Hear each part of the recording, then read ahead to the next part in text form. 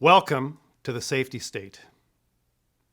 The current social crisis is the shape of things to come. The same way that 9/11 ushered in the security state, COVID-19 is ushering in the safety state. We are living through a benchmark moment in history, a time of social crisis. The coronavirus pandemic has had a profound effect on human health, mass psychology, and the global economy.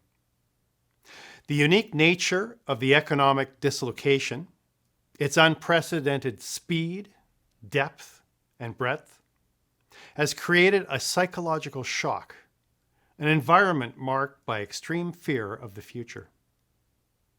However, there is also much more than this to a massive break in the economy, as we saw so clearly a decade ago, when the Great Recession spawned social disruption and populist political movements that are still reverberating strongly today. The social and political response to this pandemic is now ushering in the era of the safety state, a fundamental change and a response to today's complete breakdown of social trust and stability. The crisis moment will dissipate with time, but the safety state will continue, bolstered by the barnacle-like development of new institutions, technologies, and social habits. There are three essential characteristics of the safety state. First, it is a world that is turned upside down. Everything is confused, uncertain, and unstable. Our health, our jobs, our roles as citizens, workers, and family members. It is a world where we imagine that anything can and maybe will happen, and where many of those outcomes are bad. This sense of dysphoria will last well past the time of the immediate crisis, and it creates an unprecedented demand for stability and certainty. Second, the safety state is anchored in a lack of trust in other people and in social structures. A major problem is that the enemy is invisible, and so it is everywhere and nowhere. Not only the virus and other fears, but also the very personal effects of impersonal markets, economic recession, and government by decree. This lack of trust extends decades-long trends and is amplified in today's corrosive social and political discourse, amped up by all of humanity sharing its fears and grievances on social networks. Third, there is a deep yearning for certainty and protection in the safety state. We are isolated, vulnerable, and relatively powerless, and so we crave safety. We fear further pain and loss, and so we are willing or forced to trade off other values: liberty, independence, opportunities, time, and money. This desire for safety extends to our health, our social interactions, our basic needs, our incomes, and the natural environment.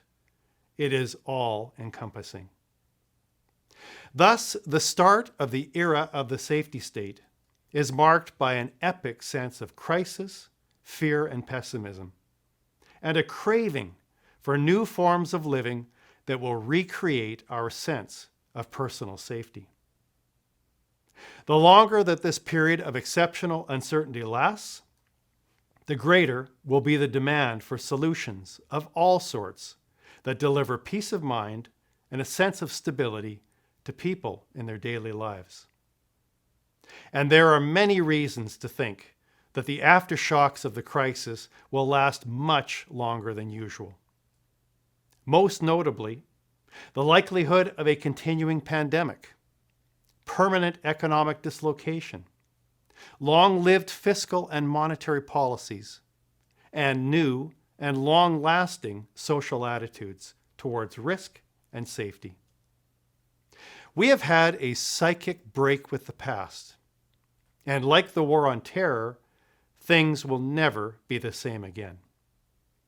Looking forward to the immediate post-crisis period, we need to restore our connections with each other, repair our civic order, and later, discover how to meet the new needs and desires of our changed society. We also need to deal with the reality of revitalized nation-states, wielding new powers and supported by strong nationalistic instincts in the populace at large. Those organizations and companies that can deliver safe connections between people are going to be the ones that reap the undoubted opportunities that are arising. Those that cannot will be quickly sidestepped by the market, which has shifted dramatically towards values of trust, security, stability, reliability, community, and safety. People will be heard, and they are currently yelling at the top of their lungs for something new. That something is the safety state, and it will make its impact felt across our societies for years to come. I'm Mark Mullins. Commentary That Matters is a partner program of Conversations That Matter. The production of this show is made possible thanks to your generous support.